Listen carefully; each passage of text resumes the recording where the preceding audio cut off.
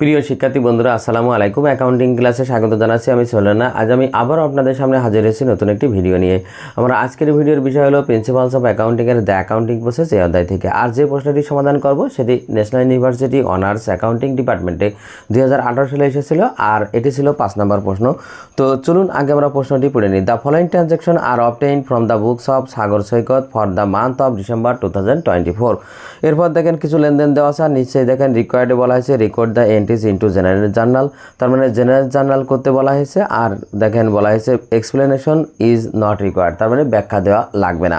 তো দেখেন প্রত্যেকটা লেনদেনকে আমার আগে জাবেদা করতে হলে পক্ষ বের করে নিতে হবে, আর পক্ষ দুইটা বের করে দেখতে হবে যেটা কোন হিসাবের অন্তর্ভুক্ত, আর সেই হিসাব বৃদ্ধি পেলে কী হয়, হ্রাস পেলে কী হয়, সেটা জেনে তারপরে আমাদের জাবেদা করতে হবে। তো চলুন শুরু করা যাক। দেখেন প্রথমে 1 ডিসেম্বর 1 বলা হয়েছে এই ইনভেস্টেড ক্যাশ টাকা 2,50,000, ফার্নিচার টাকা 30,000 অ্যান্ড ইকুইপমেন্ট টাকা 50,000 ইনটু দ্য বিজনেস। তার মানে সে নগদ 2,50,000 টাকা, ফার্নিচার 30,000 টাকা এবং ইকুইপমেন্ট 50,000 টাকা ব্যবসায় বিনিয়োগ করলো।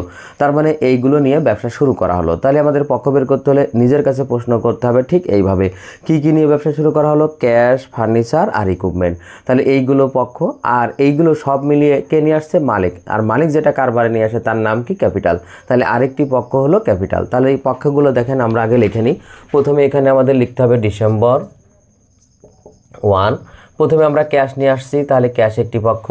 এরপরে আমরা ফার্নিচার নিয়ে আসছি, ফার্নিচার আরেকটি পক্ষ। আর আমরা নিয়ে আসছি ইকুইপমেন্ট, তার মানে ইকুইপমেন্ট আরেকটি পক্ষ। আর এই তিনটা জিনিসই কে নিয়ে আসছে, মালিক। মালিক যেটা নিয়ে আসে তার নাম কি, ক্যাপিটাল। তাহলে সব মিলে আরেকটি পক্ষ কি, ক্যাপিটাল। এবার দেখেন আমরা পক্ষ পেয়ে গেলাম। এবার আমাদের দেখতে হবে ক্যাশটা কি। ক্যাশ আমরা জানি অ্যাসেট, আর অ্যাসেট বৃদ্ধি পেলে ডেবিট, হ্রাস পেলে ক্রেডিট। এই লেনদেনের ফলে আমাদের এই ক্যাশ কি আছে, বৃদ্ধি পাচ্ছে। সেই কারণে আমাদের ক্যাশ এখানে কী হবে, ডেবিট। আরেকটি পক্ষ কি, ফার্নিচার। আমরা জানি ফার্নিচারও অ্যাসেট, আর অ্যাসেট বৃদ্ধি পেলে ডেবিট, হ্রাস পেলে ক্রেডিট। এই লেনদেনের ফলে আমার কারবারে কী আছে, এই ফার্নিচারের পরিমাণ বৃদ্ধি পাচ্ছে, তাই ফার্নিচার ডেবিট। আরেকটি পক্ষ দেখেন ইকুইপমেন্ট, ইকুইপমেন্ট টু অ্যাসেট। তো এই অ্যাসেট এটাও আমাদের কী আছে, বৃদ্ধি পাচ্ছে, আর অ্যাসেট বৃদ্ধি পেলে কী হয়, ডেবিট। তাই এখানে আমাদের ইকুইপমেন্ট ডেবিট। তার মানে এই তিনটা জিনিসই আমার কারবারে নিয়ে আসা হচ্ছে, মালিক নিয়ে আসছে। তার মানে কারবারে এই তিনটা জিনিস বৃদ্ধি পাচ্ছে, তাই তিনটাই ডেবিট। আর এই যে জিনিসগুলো, এই জিনিসগুলো মালিক নিয়ে আসছে। আর মনে রাখবেন মালিক যাই কারবারে নিয়ে আসুক না কেন তার নাম কি, ক্যাপিটাল।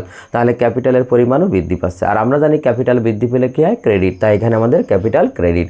আর টাকা হবে দেখেন প্রথমে আমাদের ক্যাশে 2,50,000, ফার্নিচার 30,000, আর ইকুইপমেন্ট 50,000। আর এই তিনটা যোগ করে একবার 3,30,000, যেটা আমাদের ক্যাপিটাল। যেহেতু আমাদের এখানে ব্যাখ্যা দেওয়ার প্রয়োজন নেই বলেছে প্রশ্নে, সেই জন্য আমরা ব্যাখ্যা দেব না। এবার দেখেন 2 তারিখে বলা হয়েছে, ডিসেম্বর 2 তারিখে রিসিভড ক্যাশ টাকা 1,50,000 প্রোভাইডিং সার্ভিস। তার মানে সেবা দিয়ে ক্যাশ পাওয়া গেল 1,50,000 টাকা। তো এটারও পক্ষ বের করতে হবে ঠিক এইভাবে। কি প্রদান করা হলো, সার্ভিস। তার মানে সার্ভিস রেভিনিউ একটি পক্ষ। কিসের বিনিময়ে সার্ভিসটা দেওয়া হলো, ক্যাশের বিনিময়ে। তার মানে আমরা ক্যাশ পেলাম, ক্যাশ আরেকটি পক্ষ। এবার এইটাকে অন্যভাবে ব্যাখ্যা মানে পক্ষ বের করা যায় ঠিক এইভাবে, যে কি পাওয়া গেল, ক্যাশ। কি কারণে ক্যাশ পাওয়া গেল, সেবা প্রদান করলাম মানে সার্ভিস দিলাম সেই কারণে। তাহলে এখানে দুটি পক্ষ, একটি হলো ক্যাশ আর একটি হলো কি, সার্ভিস রেভিনিউ। তো আমরা এখানে ডিসেম্বর 2, একটা হলো ক্যাশ আর একটা হলো কি, সার্ভিস রেভিনিউ।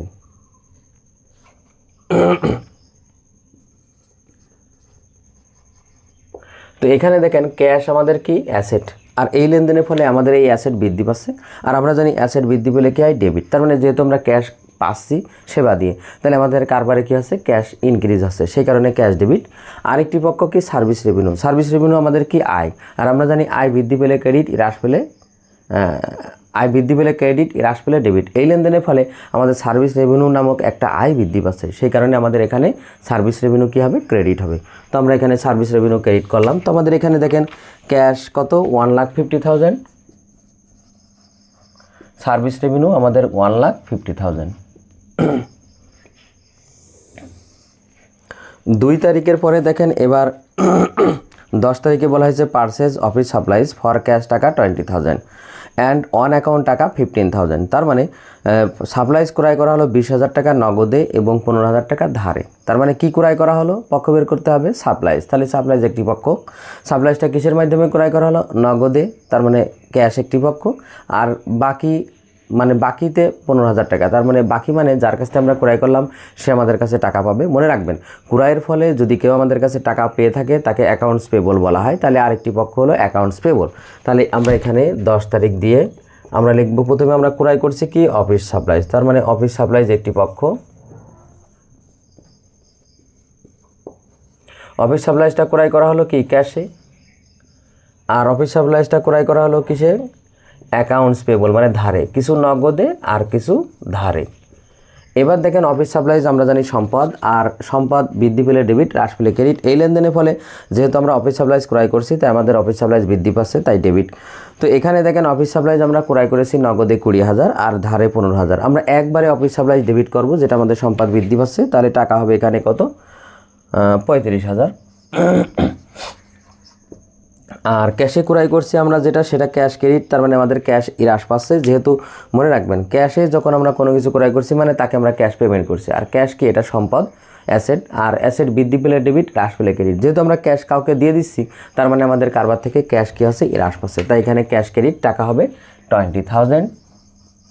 আর আরেকটি পক্ষ কি আমাদের অ্যাকাউন্টস পেবল। আর অ্যাকাউন্টস পেবল একটি দায় হিসাব, আমরা জানি দায় বৃদ্ধি পেলে ক্রেডিট, হ্রাস পেলে ডেবিট। যেহেতু আমরা ক্রয় করার ফলে আমার দায়টা বৃদ্ধি পাচ্ছে সেই কারণে আমাদের এখানে অ্যাকাউন্টস পেবল হবে ক্রেডিট। কত টাকা, 15,000।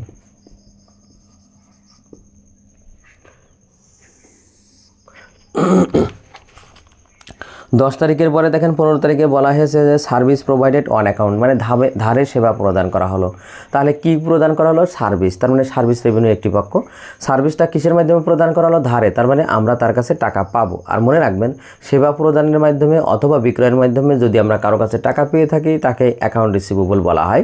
তাহলে আরেকটি পক্ষ কি অ্যাকাউন্টস রিসিভেবল। তাহলে আমরা এখানে 15 তারিখ দিয়ে প্রথমে আমরা অ্যাকাউন্টস রিসিভেবল লিখব। আরেকটি পক্ষ সার্ভিস রেভিনিউ।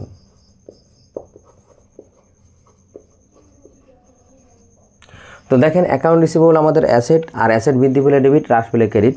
এই লেনদেনের ফলে আমাদের অ্যাকাউন্ট রিসিভেবল নামক একটি অ্যাসেট বৃদ্ধি পাচ্ছে, তাই অ্যাকাউন্ট রিসিভেবল ডেবিট। আরেকটি পক্ষ সার্ভিস রেভিনিউ, এটাও একটা আয় হিসাব, আর আয় বৃদ্ধি পেলে ক্রেডিট, হ্রাস পেলে ডেবিট। এই লেনদেনের ফলে আমাদের সার্ভিস রেভিনিউ নামক একটা আয় বৃদ্ধি পাচ্ছে, সেই কারণে এখানে আমাদের সার্ভিস রেভিনিউ ক্রেডিট হবে। আর টাকা হবে 40,000, 40,000।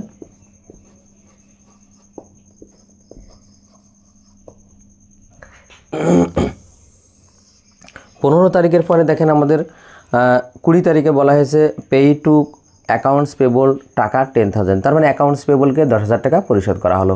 তো ঠিক এইভাবে পক্ষ বের করতে হবে, কাকে পরিশোধ করা হলো, অ্যাকাউন্টস পেবলকে। অ্যাকাউন্টস পেবল একটি পক্ষ, কী দ্বারা পরিশোধ করা হলো, ক্যাশে। তাহলে ক্যাশ একটি পক্ষ। তাহলে আমরা এখানে লিখব, যদিও এখানে বলা নেই যে কী দ্বারা পরিশোধ করা হলো, বুঝে নিতে হবে যে এটা ক্যাশে পরিশোধ করা আছে, তাই ক্যাশ আরেকটি পক্ষ। তো আমরা এখানে লিখলাম অ্যাকাউন্টস পেবল একটি পক্ষ, আর এখানে ক্যাশ আরেকটি পক্ষ। এবার দেখেন অ্যাকাউন্টস পেবল কি, একটি দায়। দায় যদি বৃদ্ধি পায় ডেবিট, ক্রেডিট হয়, দায় বৃদ্ধি পেলে ক্রেডিট, আর হ্রাস পেলে ডেবিট। তো এখানে যেহেতু আমরা অ্যাকাউন্টস পেবলকে টাকা পরিশোধ করছি তার মানে আমাদের অ্যাকাউন্টস পেবল আর থাকছে না, পেইড হয়ে যাচ্ছে, তার মানে অ্যাকাউন্টস পেবল দায়টা হ্রাস পাচ্ছে, তাই অ্যাকাউন্টস পেবল ডেবিট। আরেকটি পক্ষ কি, ক্যাশ। আমরা জানি ক্যাশ অ্যাসেট, অ্যাসেট যদি বৃদ্ধি পায় ডেবিট, হ্রাস পেলে ক্রেডিট। যেহেতু আমরা ক্যাশ পেমেন্ট করছি তার মানে আমাদের কারবার থেকে ক্যাশ হ্রাস পাচ্ছে, সেই কারণে এখানে আমাদের ক্যাশ হবে ক্রেডিট। টাকা হবে কত, 20 তারিখে 10,000 টাকা। আমরা এখানে 10,000 লিখলাম, 10,000। 20 তারিখের পরে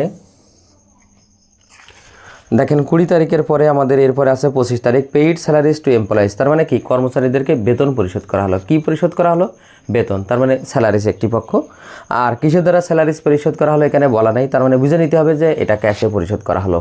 তার মানে একটি হলো স্যালারিজ আর একটি হলো ক্যাশ। তাহলে আমরা এখানে লিখি স্যালারিজ এক্সপেন্স,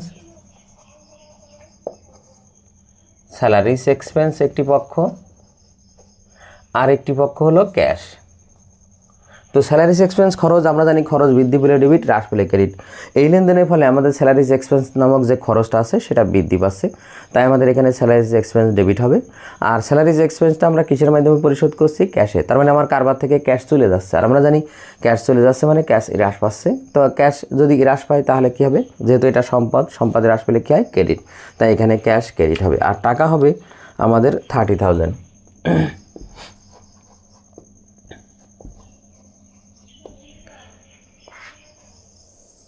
এইটা ছিল আমাদের 25 তারিখ। এরপরে দেখেন সর্বশেষ 31 তারিখ বলা হয়েছে রিসিভ ক্যাশ পাওয়া গেল ফ্রম অ্যাকাউন্ট রিসিভেবলের কাছ থেকে। তার মানে কি পাওয়া গেল? ক্যাশ। কার কাছ থেকে? অ্যাকাউন্ট রিসিভেবলের কাছ থেকে। তাহলে ক্যাশ একটি পক্ষ, অ্যাকাউন্ট রিসিভেবল একটি পক্ষ। আমরা তাহলে এখানে 31 ক্যাশ একটি পক্ষ, আর এখানে আমাদের অ্যাকাউন্টস রিসিভেবল আরেকটি পক্ষ। তো এবার দেখেন ক্যাশ অ্যাসেট, আর অ্যাসেট বৃদ্ধি পেলে ডেবিট, হ্রাস পেলে ক্রেডিট। এই লেনদেনের ফলে আমরা যেহেতু ক্যাশ পাচ্ছি, তার মানে আমাদের কারবারে ক্যাশ ইনক্রিজ হচ্ছে, সেই কারণে আমাদের এখানে ক্যাশ ডেবিট হবে। আরেকটি পক্ষ হলো অ্যাকাউন্ট রিসিভেবল। তার মানে আমরা অ্যাকাউন্ট রিসিভেবলের কাছ থেকে টাকা পাচ্ছি, মানে কি অ্যাকাউন্ট রিসিভেবলটা আমাদের অ্যাসেট, আর অ্যাকাউন্ট রিসিভেবলের কাছ থেকে যখনই আমরা ক্যাশ পাচ্ছি তখনই আমার কী আসছে? অ্যাকাউন্ট রিসিভেবলটা হ্রাস পাচ্ছে, আর সম্পদ হ্রাস পেলে কী হয়? ক্রেডিট। তাই এখানে অ্যাকাউন্ট রিসিভেবল ক্রেডিট। ক্যাশ বৃদ্ধি পাচ্ছে, ক্যাশও অ্যাসেট, সেই কারণে ক্যাশ ডেবিট, আর অ্যাকাউন্ট রিসিভেবল অ্যাসেট যেটা হ্রাস পাচ্ছে, সেই কারণে অ্যাকাউন্ট রিসিভেবল ক্রেডিট। তার মানে cash debit, account receivable credit. টাকা হবে এখানে 35,000।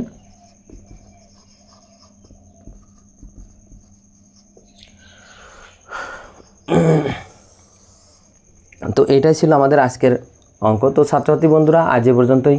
আমার ভিডিওটি কেমন হলো অবশ্যই কমেন্ট করে জানাবেন। যদি ভিডিওটি ভালো লেগে থাকে অবশ্যই ভিডিওতে একটি লাইক দেবেন। এছাড়াও অন্যান্য বন্ধুদের দেখার সুযোগ করার জন্য অবশ্যই ভিডিওটি শেয়ার করবেন।